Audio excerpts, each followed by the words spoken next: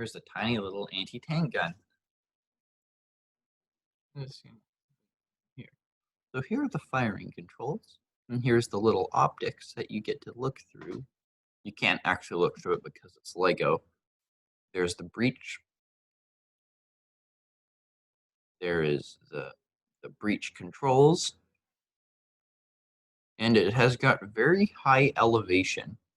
Although it's an anti-tank gun, it has very high elevation for some reason. And it's got traverse, but it's not an actual pivot block. It's just rotating on one stud. But yeah, it's got a very long barrel, hinting to it being very high velocity. How does that work? The length of the barrel and velocity? So on a conventional gun, it's a rifled barrel. Basically, there are a bunch of grooves that twirl around and inside the barrel, and they give the bullet a spin, making it more accurate and go faster. And it makes the bullet red because red is fast. Red makes things go fast, right? So that was a joke, just in case you were wondering. Velocity. The longer the barrel, the longer the bullet has time to correct its path, and also has more time to spin, which gives it more velocity. Long-barreled guns have high velocity because they have enough time for the bullet to spin up to a bullet's already going very, very, very, very fast.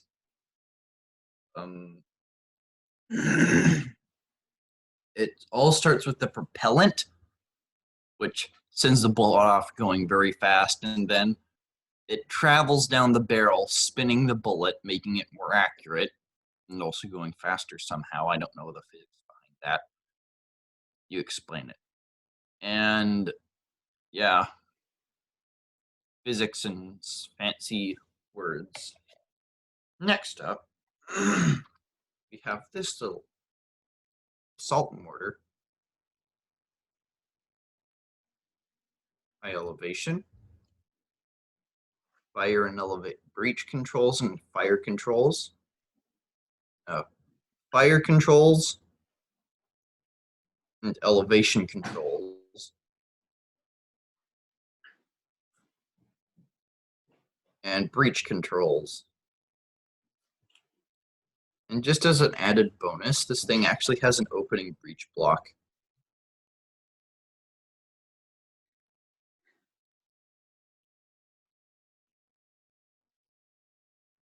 So you got a recoil buffer here, and the actual barrel here. It's fluted. And yeah, it has really good 360-degree rotation. Yeah, it's a little mortar. And it's got very, very, very bad gun depression. But since it would be so low velocity, that it doesn't matter. You're going to be firing it like this. Okay, remind me what a mortar is. You're going to be firing it. A mortar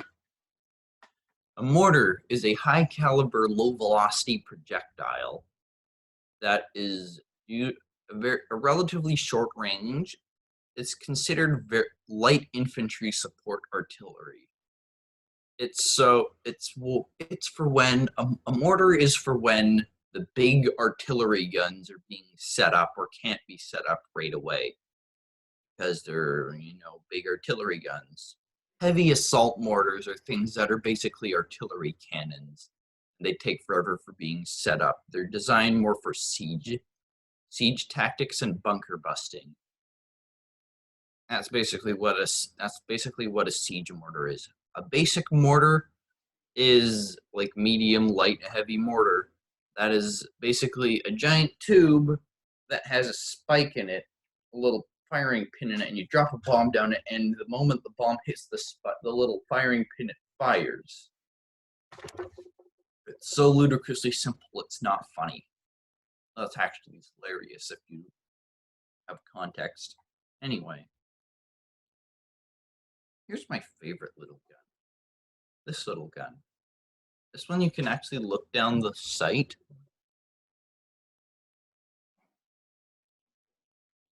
And,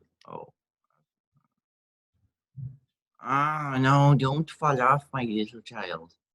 And it's got pretty good elevation and depression.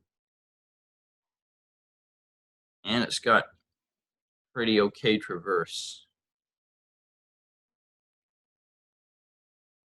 And as an added bonus, again, you can open the breech and you can actually look down the bore.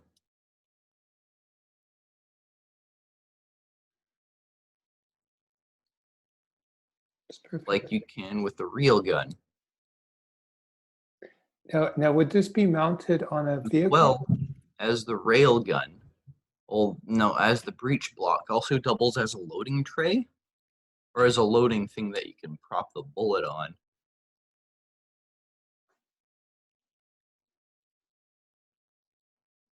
You said something, but I wasn't listening. I'm sorry.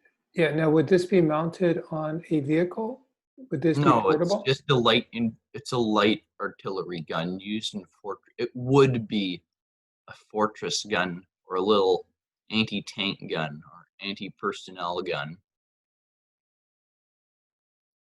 It's just a little gun I wanted to make, so I made it. It makes me happy.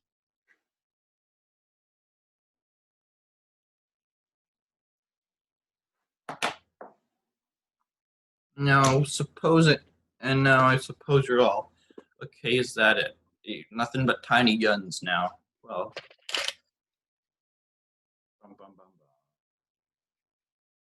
this big abomination, it's got the longest bullets I have, which are these really long green ones.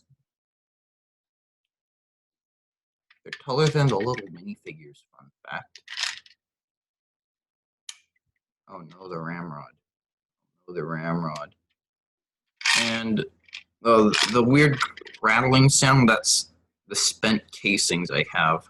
These are the spent casings.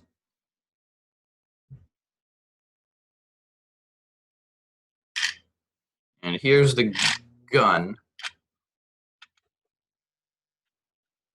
It's got a giant swinging screw breech here. Just ripped it off. It's got the recoil buffer. And it has... You're not supposed to do that, skip goobus.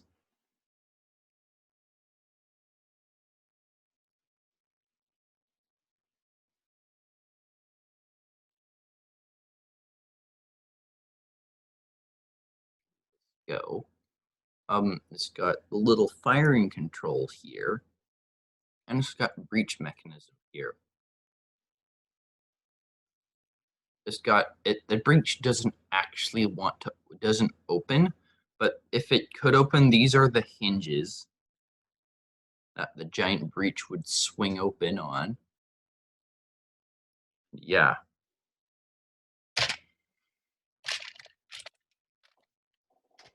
Gave the gun a giant armored mounting hidey hole. It's designed to be a giant fortress gun or naval gun. I did attempt putting tracks on it, but I took them off because it looked stupid and there's no driver's hole. Now, it's a big fortress gun slash naval gun. It's got a big arse muzzle brake on the end. A muzzle brake is designed to mitigate recoil and give away your position, because why not? But in reality, a muzzle brake really saves the poor gun from getting damaged by its own recoil, because it directs away the force of the blast. And it's also got a big back drop here or back thing here to catch an ejecting shell. And here's the ramrod.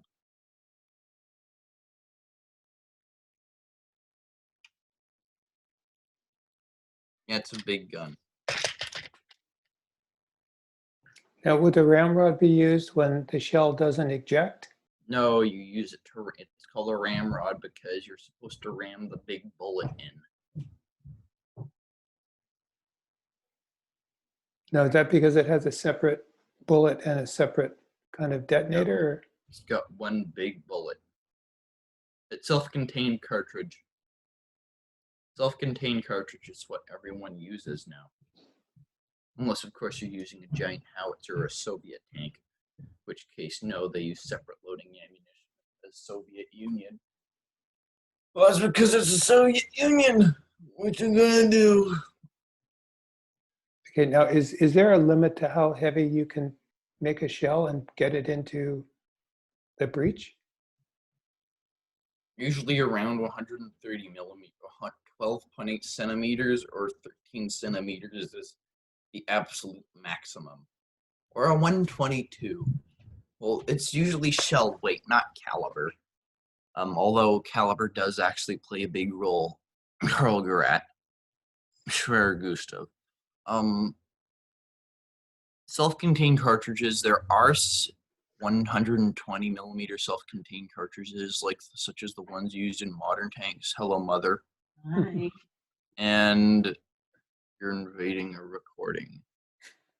And the 120 millimeter self-contained cartridges found in Swedish tanks and in modern MBTs. Now, I was thinking more about the weight. Like, what's the most weight that can be lifted into these? Well, the heaviest mass-produced shell I can think of is the 68 kilogram 21 centimeter artillery shell used by the Morselefet, the Morselefet 18, I think, which is this mass 12.8 centimeter, or no, an 11, no, a 21 centimeter howitzer the Germans used, which could lob a shell 17 kilometers or something. And or 16 kilometers. It's stupid. And it's this massive double recoil inhibitor thing or something. This double recoil mechanism, basically, and it's like it's such a high angle of fire. It's basically considered a mortar. Well, it can get such a high angle of fire, like almost anti-aircraft level. It's got a very complex gun carriage, but 68 kilograms. It has a high rate of fire for 68 kilogram HE shell.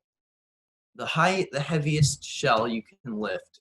Well, for caliber, I'd imagine about 120 millimeters is the maximum you can really go.